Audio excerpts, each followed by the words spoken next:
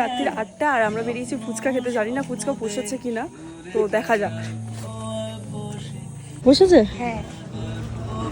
মামার বাড়ি থেকে কাছের লোকেশনে ফুচকার দোকানটা সেই দিন বন্ধ ছিল, সেই জন্য আমরা গেছিলাম রাস্তার ওই পারে ফুচকা খেতে। কারণ আজকে আমরা ভেবেই নিয়েছিলাম যে 3 জনে আজকে আমরা ফুচকা খেয়েই তারপর বাড়ি যাবো।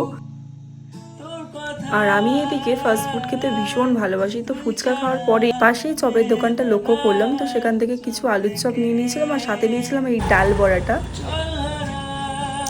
এখন আমাদের ফুচকা খাওয়া হয়ে গেছে, চপটা নিয়ে যাচ্ছি আর এই যে এখানে ডালের বড়া নিয়ে নিয়েছি, এটা এখন খেতে খেতে যাবো।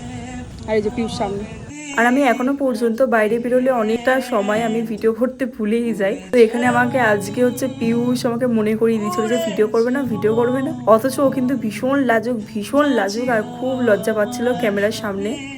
আর আজকের আলুর চপটা ছিল জাস্ট দুর্দান্ত, এতটা সুন্দর সত্যি আমি আশা করিনি। একাই ছিলাম, কিন্তু রাত্রে পিউষ ওরা মামি ওরা এলো, ভালোই লাগলো।